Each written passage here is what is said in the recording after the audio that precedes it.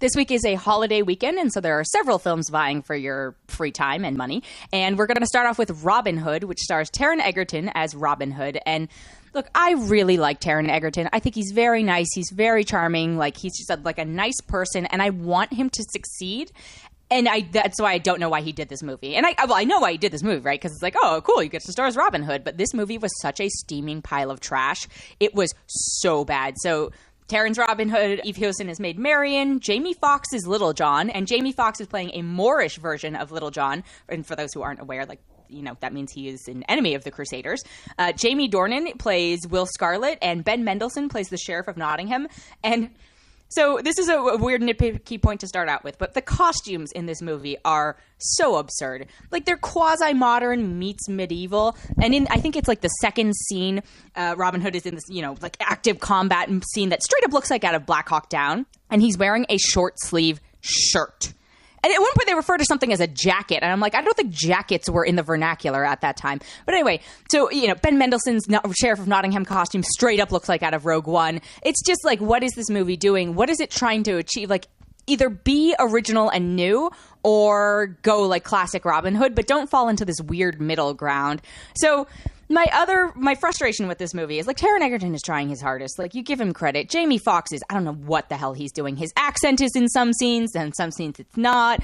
Like, he's a ninja, apparently, but there's not a word for ninja. Also, back to the costumes. Robin Hood straight up looks like Green Arrow from the CW show. Like, come on. There's nobody paying attention during the production of this. So the big thing is, none of Robin Hood's path to becoming Robin Hood seems to be actually his own idea. Like, the world is happening to him, and none of his actions are motivated from within. It's like, oh, I want to impress Maid Marian. Oh, I overhear her saying to do XYZ. Oh, Jamie Foxx's Little John tells me to do this. I guess I'll do that. Oh, Will Scarlet, Jamie Dornan is doing this. You know what? I'm going to do it just to piss him off. I want Robin Hood to, Robin Hood's an imperfect character, but I want him to at least have some agency and decision-making skills. And I feel like in this movie, it's just him kind of going with the flow, and he ends up being somehow a folksy hero.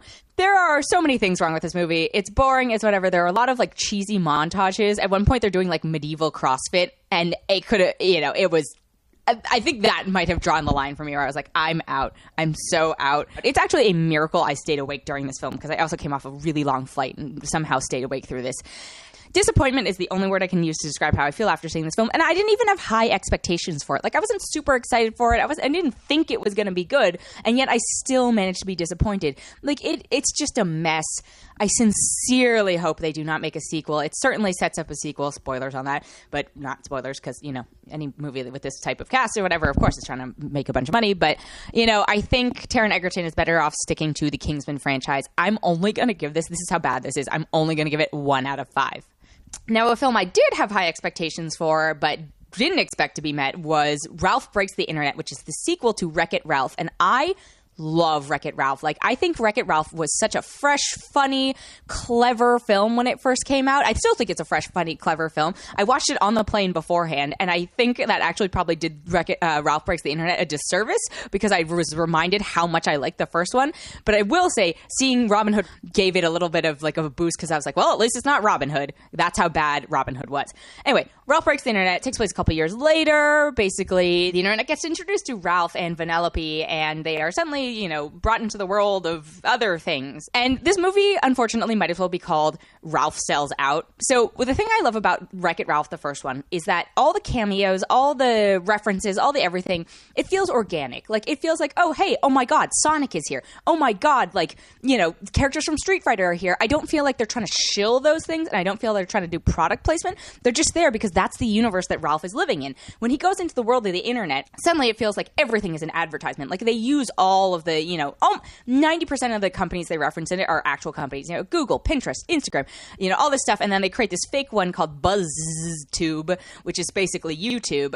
But then there's also, the world of Disney characters exist in it, and Vanellope meets the princesses, which I know everyone was so excited about that sequence. And I remember seeing that sequence at D23 like 2 years ago or a year ago, whatever it was, and just being like, why would you do this? Like, I don't want this. And I know that I might be a minority on this, but I just felt like it was selling out. The version of it I saw originally was, it felt very like salesy, like, oh my Disney, oh my whatever, like, buy our stuff. Look at all these franchises we own. This one, like the final version toned it down a tiny bit in that, but I still felt like they were trying to like chill out and promote all of these like internet brands. I'm like, these are brands that don't need a boost. Like this, they're doing fine.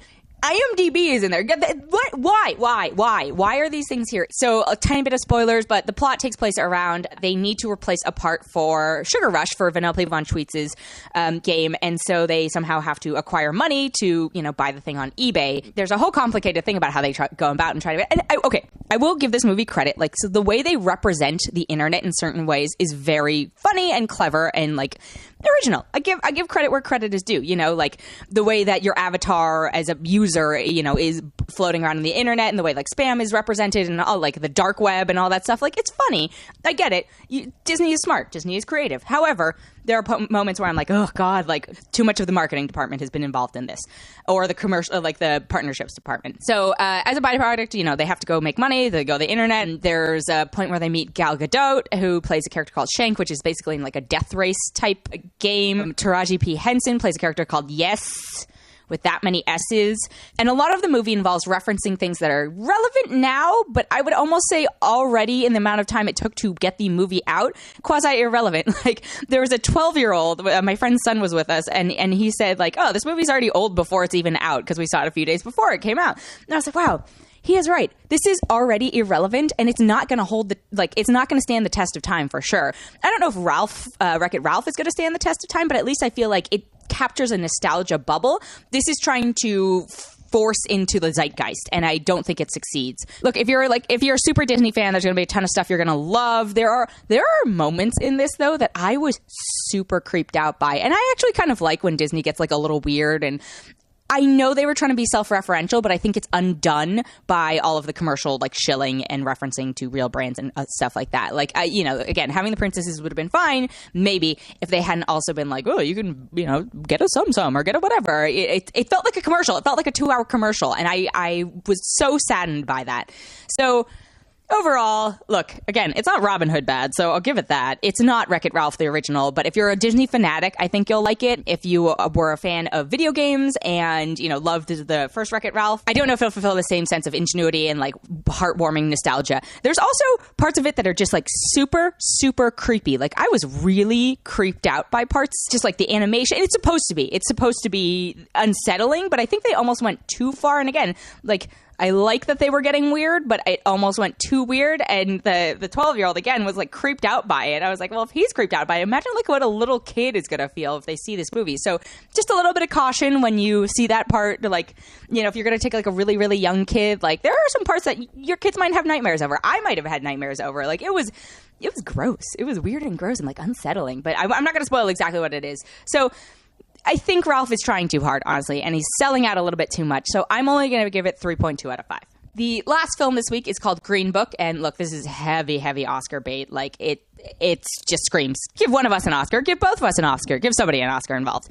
And it's based on a true story, and it's directed by Peter Farrelly of Dumb and Dumber. Yes, that Peter Farrelly, but it's mostly a drama. It's kind of a drama. There's some funny moments. And it stars Mahershala Ali and Viggo Mortensen. And Mahershala Ali plays Dr. Don Shirley, who was a pianist and a musician and a very talented man and is black. And he decides to go on a tour of the Deep South. And so he hires Viggo Mortensen, whose character is Tony Yip, to be his kind of bouncer chauffeur, just keep an eye on him. And it's I hate to use this, but everyone's calling it this. It's the reverse Driving Miss Daisy, basically, where a white guy's driving a black guy around.